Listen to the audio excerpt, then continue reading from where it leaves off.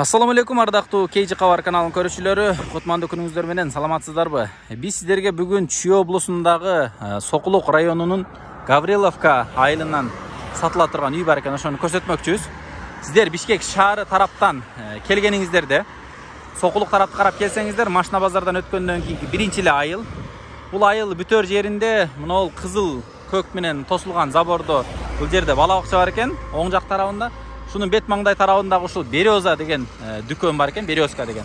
Ушул дүкөндүн көчөсү менен сиздер ичине карап бир 400 метрде киришиңиздер керек болот. Бул көчө менен сиздер эгерде мына негизги жол менен батыш тарапка өтсөңүздөр, анда Шопоков, Сокулук, Беловодский, Кара Балта тарапка өтүп кетип каласыздар. Андан бери келсеңиздер сиздер Шопок светофордон өткөндөн кийин эле бүткөндө Гавриловка киргенде эле оң тарапта Березкадан кайра ичине киресиздер. Мынакей туугандар, мен сатыла турган үйдүн жанына келип калдым. Биз азыр Адылбаев Абдыгул көчөсүндөгү 8-чи үйдүн тушуна келип калдык. Сиздер жана көрсөткөн трасса менен бери келсеңиздер 400 метрде келесиздер. Жолдун мына сиздер келатканда сол жак бетинде поля башталат, оң жак бетинде үй. Ушул үйлөрдү катарлап келе берсеңиздер, сиздер Адылбаев Абдыгул 8-чи даректеги ушул үйдү көрө аласыздар. Көрүп турганыңыздардай газ түтүкчөсү келген. Бул жерде толук шарты менен экен үйлөр. Ушул көрүп турган үй сатууга коюлуп атат. Чек арасын айта кете турган болсок, мына кызыл пескоблок бүткөн жерден баштап, бул жагы бул дарбазадагын, бул дарбаза, мына көрүп турган кызыл дарбазаны көрүп турасыздарбы? Бул да ушул үйгө кирет экен. Ошол дарбазадан кийин дагы бир 1,5 метрден кийин дубал көрүп турасыздар. Ушул дубал ушул үйгө караштуу экен туугандар. Чек арасы азыр ээси жанымда, сиздерге толук маалыматтарды алып буюрса жакшылап көрсөтөбүз, сиздер чыдап аягына чейин көрүп коюңуздар. Салам алейкум, байке кандайсыз? Жакшысызбы? Ден соолуктарыңыз жакшыбы? Иштериңиз? Өзүңөр. Кызматка чакырган экенсиз, келип калдык. Силерди бир жумадан бери күтүп, кызматка чакырып. Машалла. Мына бул ак өргөңүздү сатып атыпсыз дейм, Канча сотук чыгат дейм? 14 сотук жерим. 14 сотук, Сиз жана көрсөткөндө айтканыңыздардай эле биз мына чек арабыз ушул жерден баштап бул бурчка чейин деп айттык. Туура да ошол, Тупта. Демек жериңиз мындайынан узун экен да, ошондо көчөгө карап. Квадрат эле болуп калат. Бул жагынан 38 метр, бул жагынан 40 метр. Нар жагы да наоборот узун ба, ошондо?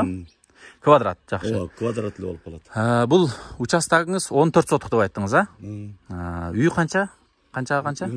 Үй 9га 13 метр. 9га 13 метр, Демек сиздики мал кармаганга, чөп чаарга бөлөк дарбаза, үйдүн астына кире турган, конок кире турган дарбаза бөлөк, гараждагы бөлөк дейсиз, Бөлөк. Ар кимиси бөлөк кирет да. Машалла. Бул туугандар көрүп турганыңыздардай эле бул көчөнүн бул жак бетинде үйлөр жок, мына бетинде ошол эгин тала экен, айдоо жер. Бул жер күздө айдалып бүткөндөн кийин, эгин териндер бүткөндөн кийин бул жака мал жая аласыздарбы? Мынаны оруп, жыйнап бүткөндөн кийин, мына июлдан кийин, августтан баштап күзгө чейин бүт малдарды ушул жака жая бересиз. Бул жерге машина токтотсо болот экен, туугандар, караңыздар. Машина токтотсо болот, мал жерде машиналар турат. Бул жерде 4 түп жаңак бар. Андан кийин кайнаалы бар.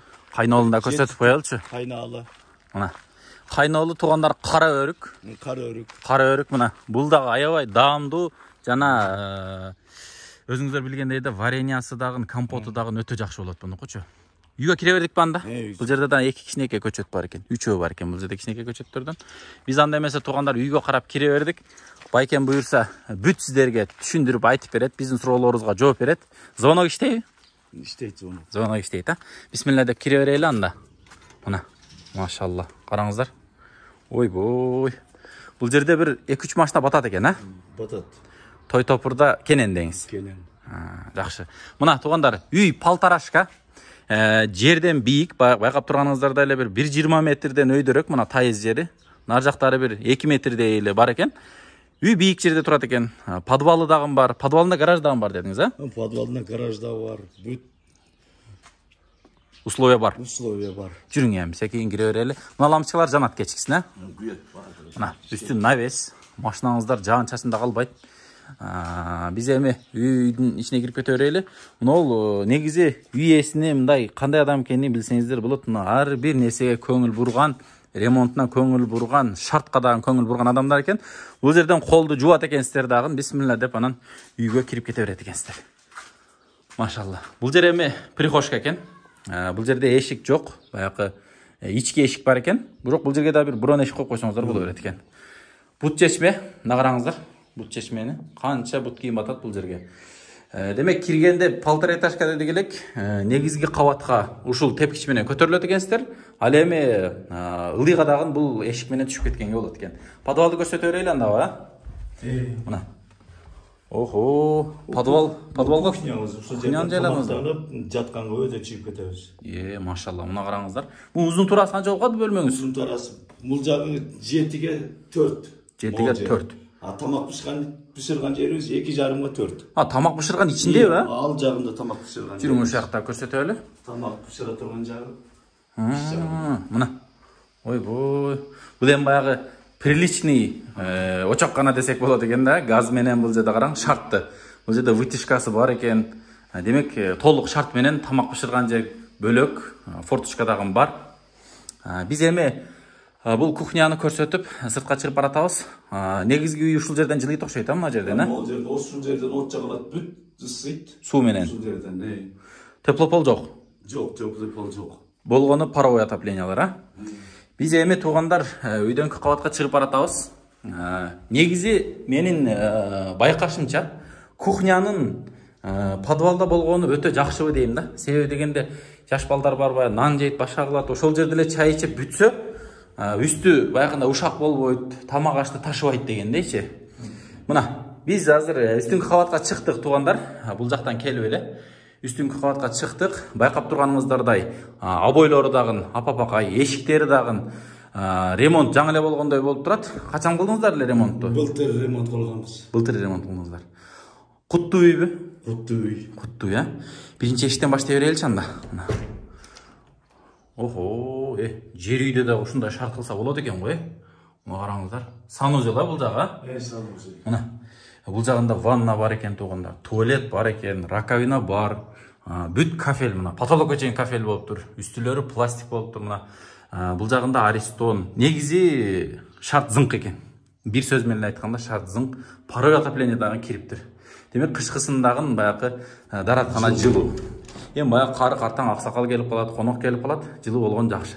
Бул жагында 1, 2, 3, 4, 5 эшик көрүп атабыз. Биз коридордон туруп, биринчи эшиктен баштап тааныштыра бериңчи. Бул биринчи эшигиңиз кандай бөлүм? Спальный бөлмө, Ата-энелер бөлмөсү. Охо, мына. Ремонт караңыздар, машалла. Сонун үй экен. Бул үйүңүз канча чыгып калат байке? 3,5-га 4. 3,5-га 4. Күн тарабында айнеги бар экен, Сыртында темир тор байкап турганыңыздардай. Ремонту ушул төмөнкүдөй. Үстү гипсокартон. Мынандай плюнтустар, гүлдүү плюнтустар коюлуп тур. Обой, паровой отопление кирген. Негизи мындай жашоого эмне нерсе керек болсо, шарт дагы сонун, аурасы дагы жакшы. Баягы кээде карараак обой жабыштырып коет, үй караң болуп калат. Бул жерде обойлор дагы өтө сонун экен. Биз бул бөлмөдөн чыгып туугандар, мындан кийинки бөлмөгө кирип баратабыз. Бул бөлмө туугандар кандай бөлмө байке? Бул зал. Зал. Коноктор бөлмөсү. Коноктор бөлмөсү. Мындай апапакай кош эшиктен кирип барат экенсиздер. Кирсеңиздер эле мына ушундай бөлмөгө кирет экенсиздер. Бул конок үйү туугандар. Караңыздар. Охо, бизди келет деп ушунда дасторго жайып койгонсузбу? Мына силерди келет деп, тез кабарды келет деп. Машалла, караңыздар. Машалла. Үйүңүздөрдө негизи ушундай рызкы үзүлбөсүн. Дайыма. Айтканыңар келсин. Мына потолок 2 тепкичтүү болуп тур. Ортосунда люстра, софиттер да байкаңыздар. Жакшы жарык берет экен. Өтө сонун, үйдүн жасалгасы дагы сонун. Мебель бүт калтыраспабы? Бүт калат мебелдер. Бүт калат, Негизи эми жаңы алып аткан адамга мебелдери менен толук калтырып кетсе жакшыраак болот. Бул жагында гүлдөр, айнек, мына көчө тарабындагы айнеги, бул түштүк тарабындагы айнеги туугандар. Биз эми бул бөлмөдөн акырын чыгып кийинки бөлмөлөргө бара берели. Машалла, Алла таала үйүңүздөрдү куттуу кылсын. Ким алса дагы сиздерге куттуу кылсын, сиздерге содаңыздарды берсин Алла таала.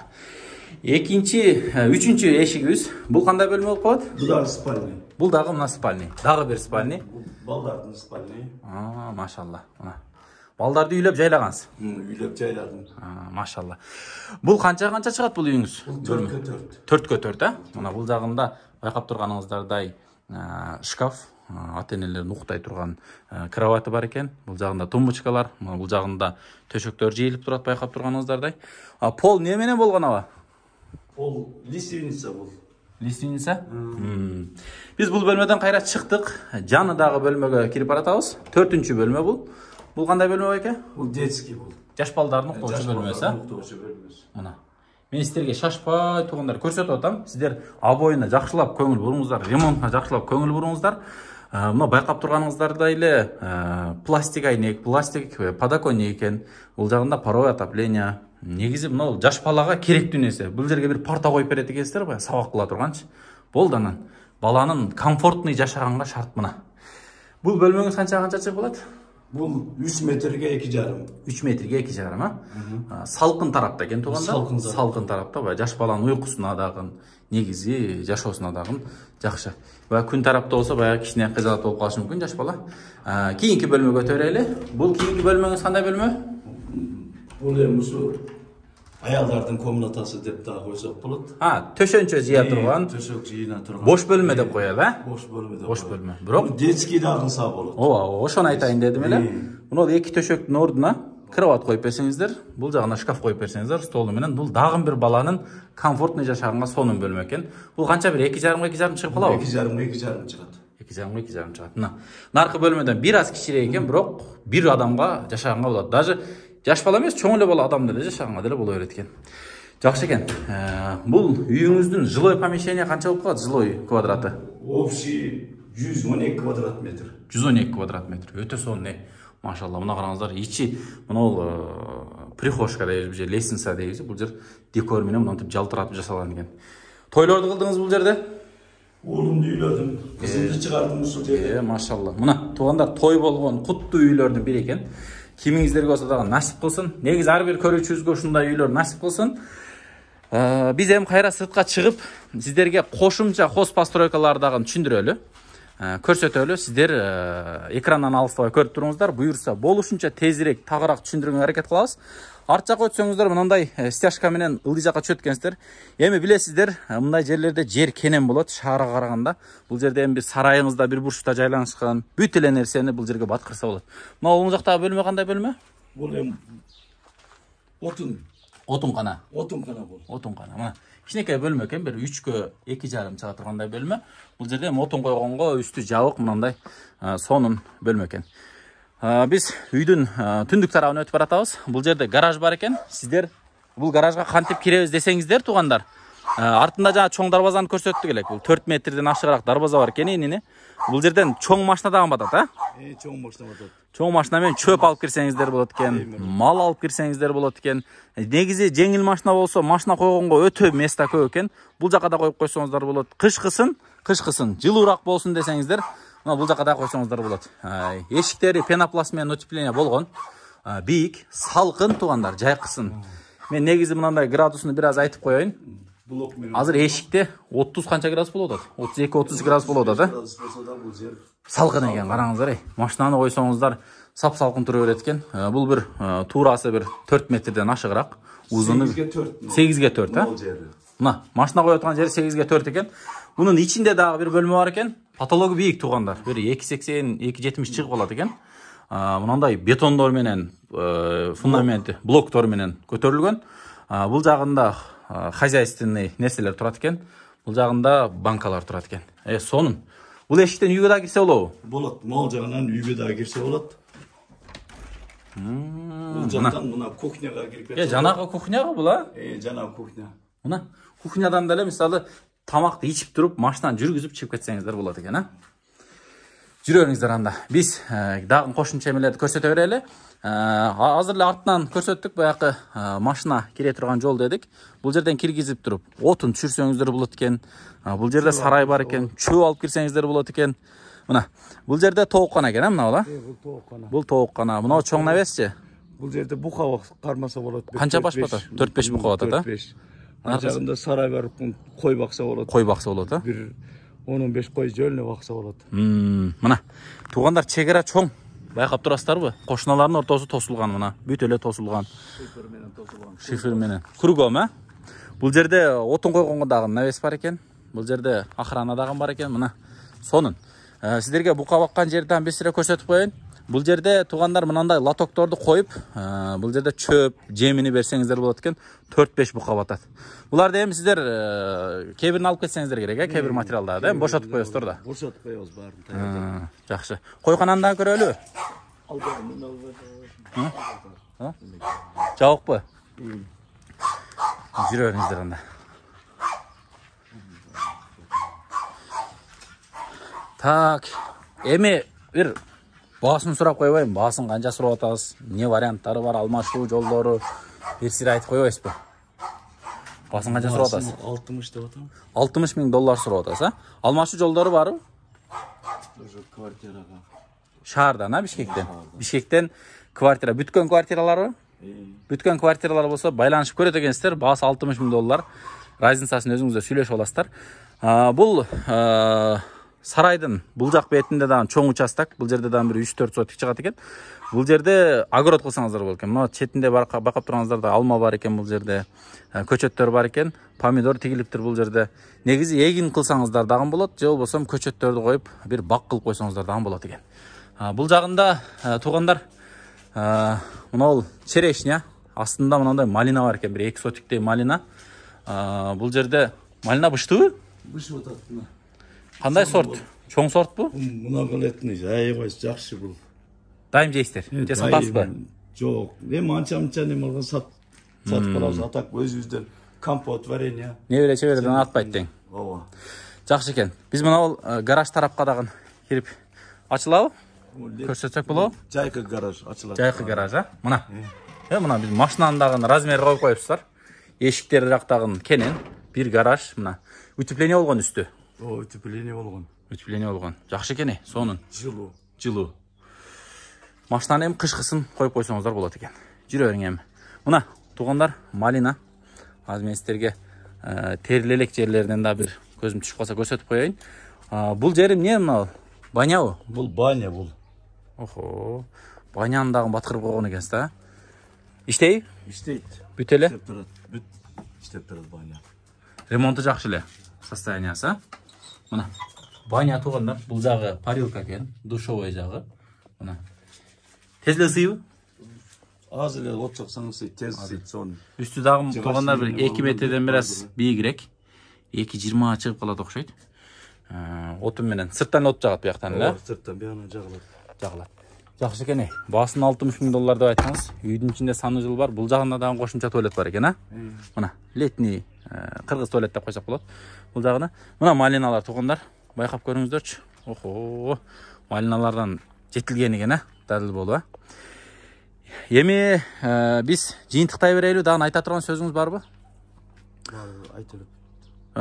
Интернет киргенби? Интернет бар. Интернет бар. Ток 3 фаза дедиңиз, 3 фаза. Жакшы экен. Жыйынтыктай берели анда. Жыйынтыктай берели, уже аягына келип калды окшойт, айта турган сөз жок болсо. Туугандар, мен баасын дагы бир кайталап айтып кетейин. 60 000 доллар баасын сурап атыптыр. Кеми бар. Чалып көрөсүздөр эсине. Анан шаардын ичинен, Бишкек шаардын ичинен квартира болсо, батир болсо, ал эми канча комнат эмесин өзүңүздөр сүйлөшүп байланышып көрөсүздөр эси менен. Алмашуу жолу дагы бар экен. Үй толук шарты менен байкап турганыңыздардай. Отоплениясынан бери, бүт газынан бери бар экен. Сиздер эсине чалып, экран астында номерлерге чалып, эси менен байланышып, тез арада сатылат. Сиздер байланышып көрүңүздөр. Биз эми өзүбүздүн милдетибизди аткардык, көрсөттүк. Эми калган натыйжа баары өзүңүздөрдө. Бул жерде үйдө документтерин баардыгын көрүп чыктык. Документтерин баары так экен туугандар. Мынакей. Саламатта туруңуздар анда.